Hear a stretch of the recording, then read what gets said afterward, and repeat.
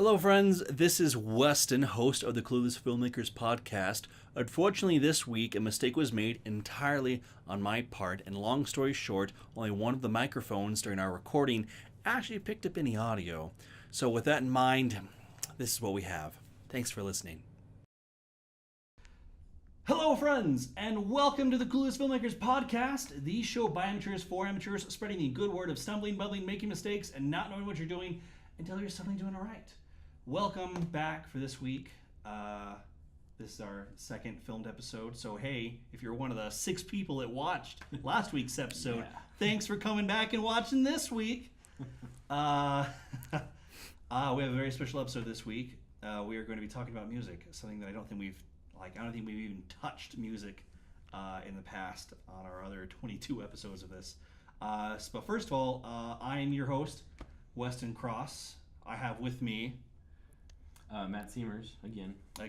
He'll probably keep coming here. One of these days I'll upgrade him from guest to official host, whatever. Hey, and Brian Casey Lee. Fantastic. We are very, very happy to have you here, Brian. This is going to be very exciting. Yeah. What do you do, Brian, and what are you studying? I am a commercial music major, and my emphasis is film scoring. That's what I want to do. And that is kind of what you are doing. As far as we can tell. You want to just share a little bit about how that started, or I guess where you first started music and how you got into film scoring? That's always a fun question. As a kid, my family is very musical, but it was very taboo to make it your profession. There's no professional musicians in my family, but almost everybody is. No money making allowed Exactly. in this family. Yeah, they're all doctors, and then on the side they're like cellists or something like that. But anyways, growing up, I took piano lessons, and I hated playing things that were written, and so I just started making up things on my own. And eventually, I had some friends in high school that started making films, and they needed music, so I just kind of got into it that way. Cool. Yeah. Nice. And then your step into to scoring. So to scoring, yeah, I guess. So in high school, there was one particular friend that he started making films, and I was interested in filmmaking too. That was actually my plan B, was just going into film somehow, doing sound or. Another great Yeah. money-making. I know. My dad actually he laughs whenever I tell, because he's like, "What's your plan B, Brian?" He's a dentist, very secure, and he's like, "What's your plan B?" And I'm like, "I don't know, probably like screenwriting or something." He'll just chuckle, Yeah, I have a personality where I work very well on collaborative kinds of projects, and I think it just suits my skill set to work on creative projects, telling stories and whatnot. And I happen to have a musical background, so that's kind of how I'm coming at it, just like any other filmmaker, really. What resources exist around here locally for music and for film scoring? Because I know there's definitely some kind of cross there. Yeah, that's a good question. So, Provo is kind of unique with its music scene. It's odd, actually. It's very strange. Yeah. In fact, I was reading a recent kind of list of top towns that aren't huge major metropolises that are fantastic for live music and whatnot, and Provo makes the list almost every time. There's a very thriving musical community. You can get anything you want here: electronic, indie, whatever, classical. I think it's probably because Mormons just have musical backgrounds. Yeah. And so every third person can play the piano. Exactly. Yeah. Every ward's got a choir that they peer pressure you into exactly joining. Yeah. There's a very musical community here. I think it has to do with that basically. But other than that, film scoring is kind of unique. I've been able to meet a number of film composers here, professionals that are working in Utah, which is a very kind of unique market, because obviously most of the production is going on in Los Angeles, New York and stuff, but Utah is becoming a growing spot for production crews to come out, at least as far as I've heard. Yeah, it does. Yeah, that studio in Park City was built just in the last few years. So. Yeah, and and the locations are fantastic in Utah, and they're not as highly used as a lot of the California locations, whatnot. Anyway, so it's becoming more of a hotbed for that kind of thing, and with its proximity to California, it's kind of nice because you don't have to, deal with all the traffic and everything there. Gosh, LA traffic. Exactly. Yeah. Except with Utah drivers. Yeah, pick and choose.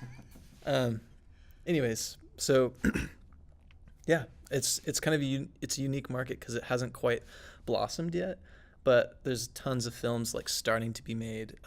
I feel like every time I talk to a professional that's scoring here, they're always talking about like, oh yeah, like Utah's like not as bad as it used to be, So That's good. I'm glad that we're not as bad as it used to be. That's it's something. It's not the worst thing to be called. Yeah. I guess all things considered. Yeah. What's kind of like, I guess this feels like a cliche way to ask this. Like, what's your process? Like, someone brings you on and like we have this project. I guess first of all, like, at what point are you generally brought on, and then what do you look at when you start thinking about considering like what's gonna make this come alive? Yeah. musically? That's a fun question. It's so varied. I was just right before this, I was texting a friend. Kind of a hobby of mine, like I mentioned earlier, is like screenwriting. I'm not terribly good at it. That's why I stick to music. But I was talking to a friend, and right from the get-go, even before we haven't even finished a script yet, and I've already got like tons of playlists for like what the music's gonna be. That's kind of my specialty, is kind of figuring out like the vibe, the emotion of like what's gonna be going on in the story. But there's also projects, like I did a project in February. It was a capstone for BYU, and I got brought on, I think it was like a week or two before it got finished. And miraculously, I made some really great music in that time. Sometimes it doesn't happen, and it just kind of falls through my fingers, and I just hand them the pieces, and things work out that way. But most of the time, something happens. So, yeah, it just kind of depends on the filmmaker. I love hearing about stories like before they've even gone into production, so I can start getting like a sense of like what the music would be like, and I can start sending ideas to like the director of like what I think maybe the music could be, or like what things that are going on set could be influenced by. Yeah, I like having a creative process from the beginning, but it doesn't always happen that way. Yeah, it's super beneficial though. I mean, some directors out there love having music before they shoot, and they play it during the scene, or play it right before they shoot Exactly. the scene. Yeah. So everybody knows the feel of the scene. And yeah, like Hans Zimmer on Interstellar, he wrote kind of the main theme for the movie before they even shot anything too. Yeah. And it's it's really fascinating. I'm not very musical. I played the trombone starting in 4th grade up through end of high school, but Yeah. other than that, I That stopped counts. after that, and so I can read some notes, but Cool.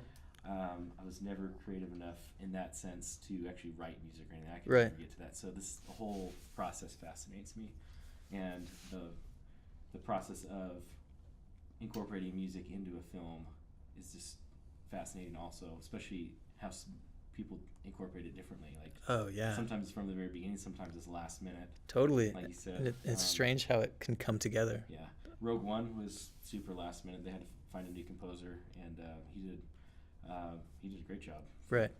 For how little time he had. So Totally. yeah. Whereas the new Star Wars, John Williams is already scoring it before it even went into production, right? Is that what I heard? I don't know. He might have. I was reading an article. Whoa, Yeah, because- Star Wars question that Matt doesn't have the answer I haven't heard to. that yet, but Whoa. they're not that far along, because normally Yeah. John Williams is a lot later. Yeah, I mean, and that's what I've heard. they But give him like a rough cut, and they meet, and then he comes up with a bunch of ideas, and then they show him the movie, and then he then he'll fine-tunes it. put it in. But yeah, he's usually a lot later in the process. So Yeah, I was reading an article about how he was brought on before they started production to start working on the music, which is like a really unique kind of thing. It's happened a few times in film history, but it's obviously not common. Most of the time, music is like an afterthought, as well as sound, which is hugely unfortunate because, in my opinion, and this is very biased, but I think like the sound of a film is like 50-50. Like it's 50% of your experience as the visuals. Like I think the attention should be paid as much as the visuals are. It's true. You can actually get away with crummier video than you can with crummy sound. Yeah. Oh, If you yeah. have, if you have crummy sound, notice crummy Yeah. sound right away. Uh-huh. it turns you off. Like, Yeah. I mean, you can have dudes completely like out of costume, out of period, Right. like walking across frame. Half the people won't Yeah. notice. But you got like weird clicks or something funky in the sound. Everyone's gonna hear that. Yeah. Everybody. No, definitely. It's kind of strange how much audio has a sense of like expensiveness to it. Like a good score will bring like a ton of production value to a film, which is how I think like a lot of good pairings of indie filmmakers and young composers, I think they help rocket each other towards success because it feels more expensive than the actual budget that was put Right. onto the film, which is always kind of fun. Yeah. So I think a lot of times people don't like to notice sound that much. I think it's kind of Yeah. a thing it's one of those things that you don't really notice when you watch a movie. Right. Music's a little different. Sometimes it's subtle, you don't really notice it, but sometimes you get Good and the Bad and Ugly or Star Wars where it's Right. just very Very present, yeah. Yeah, but more than anything, you need to feel it Mhm. more Right. than actually like notice and catch those notes. Do you like writing stuff that's a little more subtle or the stuff that you notice? That's a really interesting question because I've realized I've talking to like some more professional composers, like it is a real skill to stay out of the way. That's how they put it. To make music that you don't notice. That is like a real intense art form because most musicians grow up their whole lives playing music that is expected to be heard. Right. That's expected to be felt and understood on like a frontal lobe kind of like understanding. Whereas film music is definitely working on like these kind of subconscious levels. A lot of film music. And a lot of recent film music it's kind of going that way, besides like famous franchises and stuff. Right. And so for me, I've actually noticed being a beginner, a lot of my music is quite noticeable. And hopefully it's not like, it doesn't like take away, but you can definitely tell it's there. And I've actually been working more and more on trying to be more subconscious with my musical like inputs. I think sometimes and oftentimes, I mean, when I watch films, I love paying attention to the score. It's super hard for me to not pay attention to it, and I can tell when it's a great film when I'm not paying attention to the music. Yeah. Because it's just being felt and being understood on like a lower, deeper level. Yeah. So, yeah, that's something I'm working on that I know like I have a lot that I can like keep going on, basically. Yeah. Excellent. Yeah. On I guess a less deeper note, I guess to kind of hear our listeners what something instructional, educational. If a filmmaker wants to get something scored, what's the best way to go about talking to somebody about the process about getting about getting their film scored, and what are rates on a lot of things? I guess give me some technical notes on the process of working with a filmmaker on getting their indie film that's either going on YouTube or some film festivals and whatnot, getting some music put on it. Yeah, it's funny you mentioned that because there's kind of this weird taboo in the creative industry of like talking about money because we're all so passionate about our work, but there has to be money flow for things to get done. That's just how it is. Yeah. Yeah. So it's kind of the Wild West with film scoring in terms of like budgets because, as you know, like very famous film score composers can charge millions of dollars for scores, and independent films can charge like next to nothing. And so generally how I've done things and most professionals that I've met do things is they charge per minute. So that's per finished minute of music. So basically you can go through the demo process as much as you need until you deliver what the director wants, which can be like, I mean, I've done it where I've just nailed it on the first take and they're just like, that's good, let's just pop it in and you're done. Or there's been like, 10 revisions by the time I've finished. It just kind of depends. But that way, charging by the finished minute makes it so that there's a general scale of like, obviously takes longer times to create more music. Right.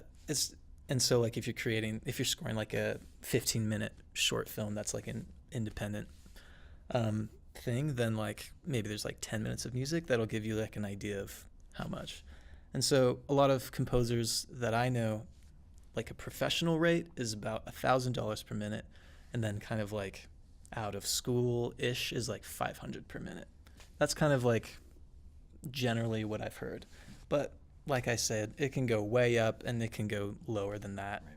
But the most important thing is kind of creating like a trusting environment between people. So like composers are more than always willing to work with like a budget of a film if they deem it worth their time. I mean, sometimes like you'll ask like a big composer and they won't. Yeah, obviously they're too busy or something. Right. Oh, yeah. But yeah, I think the best way to reach people is, just email them or whatever, and always it's best to like meet them at like a film festival or whatever. The human connection is like very powerful. Network. Yeah. Network. Yeah. That's something I've been learning more about too. I mean, I love the filmmaking community, and I really am trying to plug myself more into the filmmaking community, which is why I chose to minor in film when I started college, which a lot of people in my major, in the music major, they don't do, which I think is silly because it's all about creating these friendships and connections with other creatives and stuff, and learning the filmmaking process. It helps so much in scoring. Okay. Do you ever? This is kind of a random question. Just thinking that I would. Yeah. Wondering. Do you ever use like how do I put this? Like music off of some other site, like music that's not yours, like already pre-made music. Do you ever like? Dang it. Plug that into to things, or with your work, do you always just everything's from scratch? Ooh. Are you talking about like demoing?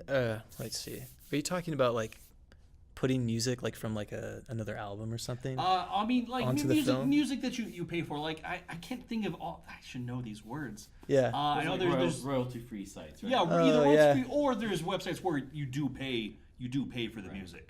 Right, just right. Music from somewhere else that obviously you have to pay for the rights for Okay. or something whatnot. Yeah. So that's music libraries is what you're talking There about. we go, music So libraries. that's There like we this go. kind of I promise I'm not. This is Clueless Filmmakers on a podcast. I'm not entirely clueless. There's just things that I forget or just don't know. Yeah, don't worry about it. So music libraries are kind of a growing niche in film scoring because, I mean, in the past, they've been kind of like, I don't know, like there's not good music on a lot of them. But recently, a lot of composers have been, there's a growing community of like music libraries and filmmakers going to libraries and stuff, and the quality is getting better and better. Composers are specifically composing for like I don't know, maybe like an ambient album Right. that this music library is like commissioning. And so I know a lot of composers who, there's a whole spectrum. Some people, they just do like films, and then some people, they actually just do music libraries. And that's kind of because it's more steady income normally because your music is going out to more people.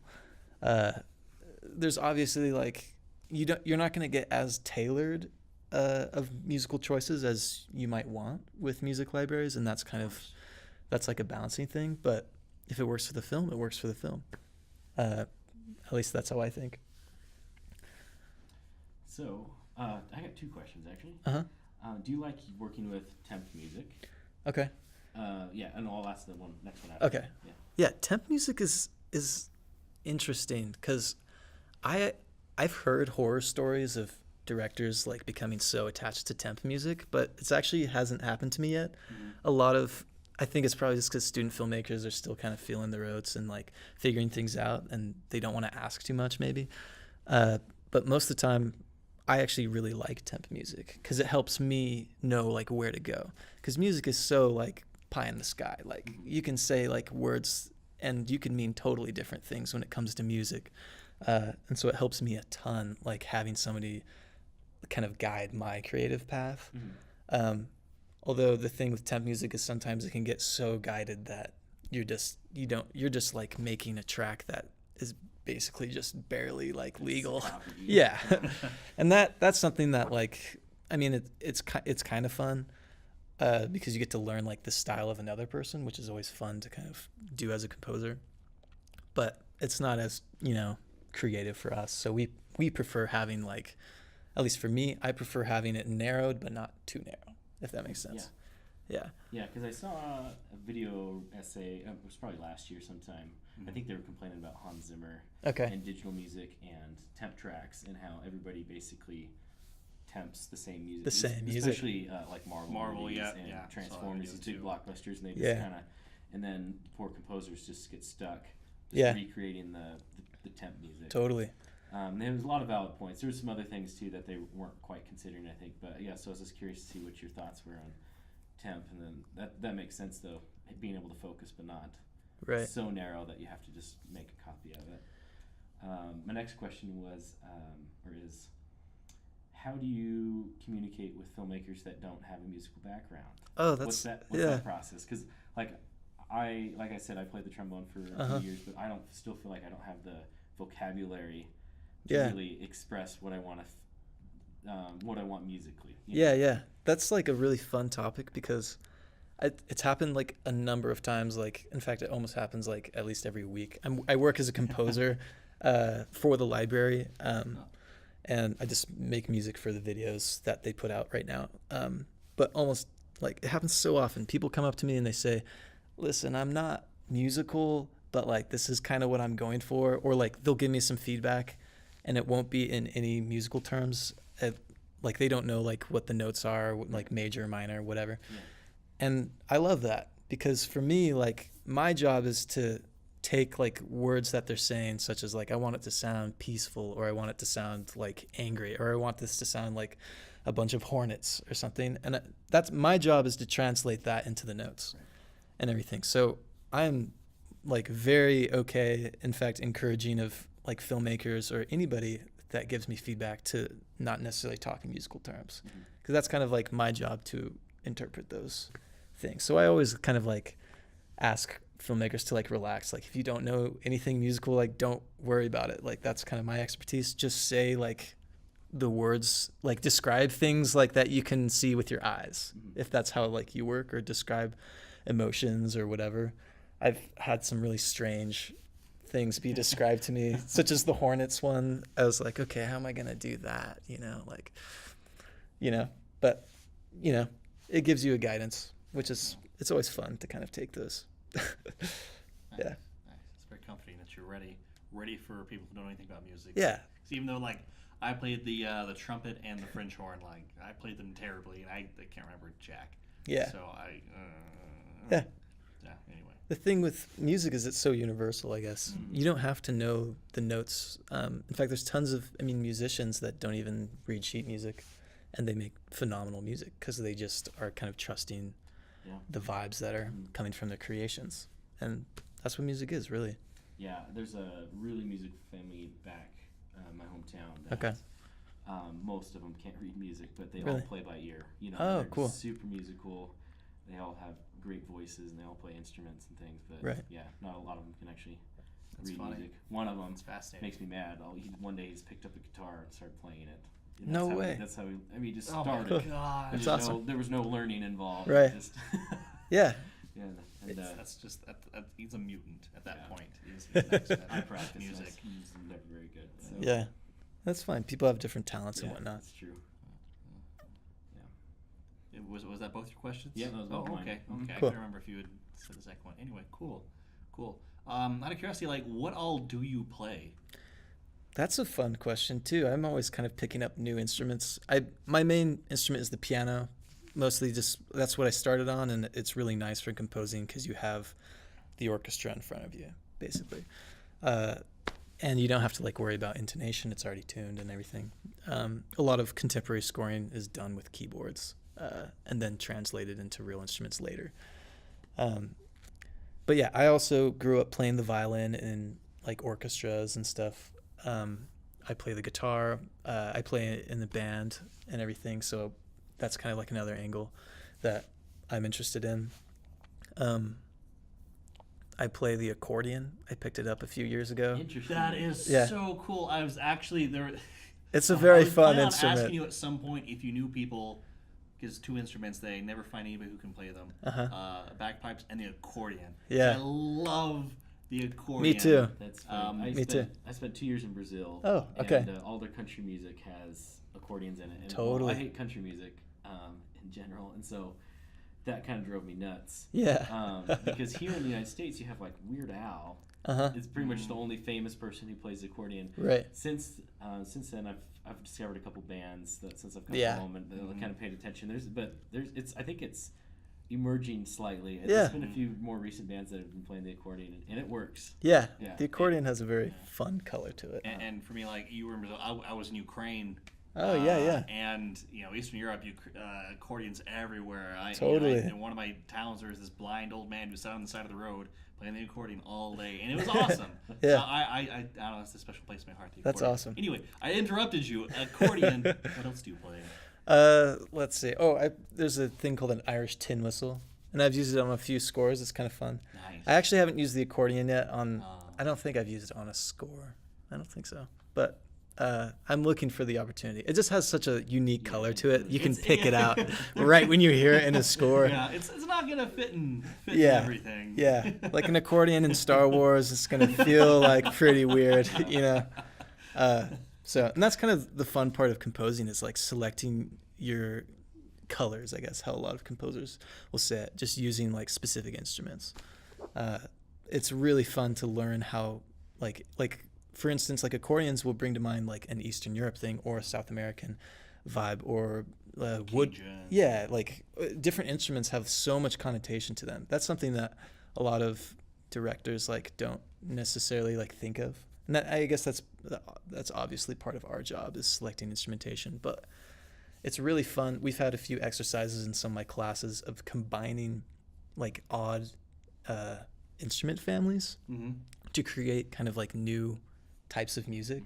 Say you take like a French horn and like I don't know, like tambourine and Irish tin whistle, and you just make these kind of strange pairings, and it can kind of guide you towards like a new type of music, which is always fun.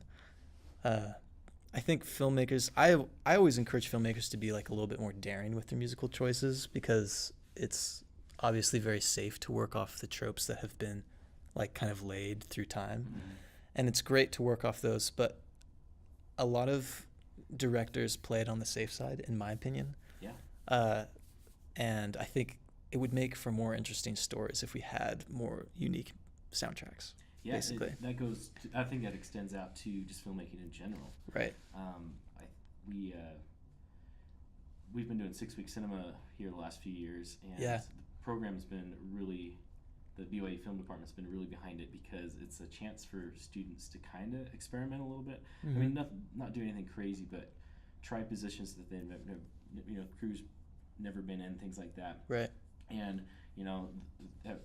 the worst, the film doesn't come out and you wasted $300. Yeah. Where we're so used to like capstones and things that are $8,000, and everybody's so afraid of messing Right. up that nobody wants to take those risks. Right. Where really this time in school is the time to take those risks. To play around and I mean, we're learning yeah. we're learning all the rules, but you also need to learn.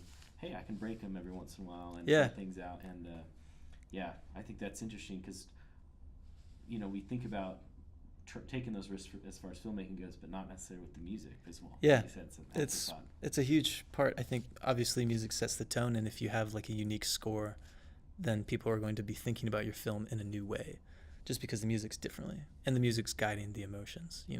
So. Yeah, I watched Yeah. The Good and the Bad and the Ugly for the first time a little over a year ago. Phenomenal score. It's Yeah. I would say it's one of the few films that are perfectly scored. Yeah. I would say that one, Star Wars. Yeah. Maybe Interstellar. Like, So unique. So unique. Yeah. And it's so out there. Like, Yeah. they're imitating like coyote noises and stuff in the score, and it's so. Yeah. But now it's so famous that every Western or every parody of a Western uses that. Exactly. That song. Yeah, no, that's definitely a thing. And that kind of goes back to interesting instrumentation, because Ennio Morricone, he took like a solo female singer and like an electric guitar, plus like a traditional orchestra with like kind of these Italian influences, and then some whistling, just these kind of strange pairings, Yeah. things that like normally wouldn't belong together. Like you would never put electric guitar in an orchestral setting. Yeah. That was so taboo back then. But anyways, it's obviously like it's pretty fun to shake things up a bit. Well, it's still taboo. Yeah. I guess John Williams did it in episode 2. Really? But that was it. Like I don't Electric I don't know guitar. if he's ever done it. besides Interesting. Episode 2. Yeah. Okay. It's just very, very briefly. It's in one song. Really? Yeah. Okay. And I really want to go watch Good, Bad, and the Ugly again now. It's been so long. Yeah. And I'm thinking of that song. Yeah. And it's her high notes and the Uh-huh. at the graveyard. Oh, that Totally. sequence in the Oh. graveyard is Yeah. just It's phenomenal. the best thing Yeah. ever. Plus the Oh. editing. That's another thing is like editors and composers have got to be locked up because timing is everything. That's Oh, a good yeah. question. So how do you work with an editor, or do you work with editors normally? Yeah. Or do you normally just get, here's what we've edited Yeah. and make it work? How does it work? That's a great question because obviously it happens multiple ways. At my job in most films that I've done so far, I'll just get like the delivered cut, which kind of it surprises me sometimes when I get cuts of films and for one, I don't know what music they've edited to because they won't send me, like for whatever reason, they didn't send me any temp tracks. Mm-hmm. And it makes me wonder, like, what pacing are you going off of? Because, I mean, I can definitely fit the pacing of the film and oftentimes it's pretty decent, but like music and editing works the best when they're kind of being done simultaneously, Right. in my opinion. And being done in tandem, especially with like comedy, because comedy is all about timing, and music is a huge element of comedy. But same with drama and everything, like having beats and moments of like where there's no talking in between dialogue for the music to kind of like lift the emotion a little bit. I always wonder when editors give me things, and I always wonder like, what were you editing to if you're not giving me a temp track? Because like I can definitely fit your edits, but I feel like we would have been working, like the film would end up better if we both had been working kind of simultaneously. Right. So yeah, but things work out. Yeah.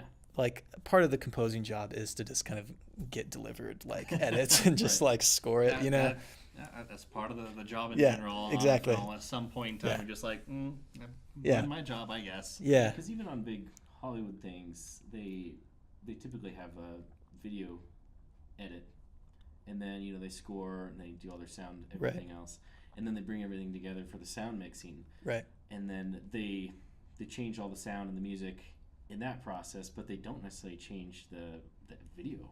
Right. At that point, it's all just audio making Yeah. it fit. Another part of that is like you'll get delivered like locked edits, and it's just like a common joke in our field that like a locked edit's like never locked. Right. Like things will like often change. Mhm. I've been pretty fortunate with that. I think it's because students know they're working on kind of shoestring budgets and whatnot. But like most like locked edits don't actually end up being locked. So there is some give and take with that, Yeah, which there is is. nice. Like I'll deliver music and then my first round of demos, and oftentimes there'll be some like shifting around of timing and whatnot, That's great. which yeah. is good. Mhm. Yeah. Well, that is our time for the most part. Great. We do, of course, want to end with an awkward story. Okay. Brian, you've had a little bit of time to think. Do you have an awkward story to share with us? It's cool if you don't, but I have one. It's Okay. not related to like film scoring or even films, but it's the only one that came to my mind, so I guess I'll say it it. works. Anything works. Anything Okay. works. So when I was a kid, I was in swim team growing up, and swim team is just kind of an awkward setting in general because everybody's kind of like wearing their underwear, kind of, like essentially. Yeah. And it's just a strange sport because like you can't talk to people while you do it, and it's not really like you're kind of in your own space. Mhm. Anyways, there's one day I was at swim practice and I was swimming along and I couldn't hear anything because I was, my ears were in the water, and I got to the end and everybody was laughing at me, and I was like, "What's the big deal?" And they're like, "Your jammer, it's ripped." And I had a giant rip down my jammer, my butt was hanging out. And I just felt, and I had to get out of the pool and walk, and I was covering my butt cheeks and everything. It was embarrassing. Yeah. But anyways, yeah, that's an awkward story for you. Well, that's an amazing awkward story. Thank you so much. You're welcome. Well, awesome. That's gonna be it. Remember, hit us up if you have any comments about the podcast, anything you'd like to hear. You can hit us up on Twitter using the hashtag CFPodcast. Ignore the cystic fibrosis podcast, just all their uses of it. It's not important. Ours are what's important. You can also hit me up personally. My Twitter is at Weston_Cross. Do you have a Twitter, Brian? Yeah, it's just at Brian Casey Lee. Cool. If you want to. Brian with an I or a Y? With an I. Yeah. That's important. Yes. Yeah. So yeah, And asking me don't spell it questions. Yeah. Brain. It's happened quite a lot. Yeah. So yeah, if you want to ask him questions or you want to hit him up, Sure. see about paying him to score your film, try it there. Matt, I didn't want to. I'm at MR Seamers for my handle on Twitter. Very nice. Cool. Very nice. He doesn't use it, but he has it. Anyway, that's it. Oh, also, I should plug YouTube. This will be on YouTube. Of course, if you're listening, please look it up. The link will be in the download spot doohickey. It is currently on my channel, K-Pog Studios. It will be moving in the next few weeks, probably. Yeah. Also, please go to our Facebook page. I just have nothing but plugs for this. I should narrow it down a little bit. Facebook page, just look up Clueless Filmmakers Podcast. We'd love to see your like. Anyway, that's it. Thank you, everybody, and have a fantastic day. Ciao, ciao.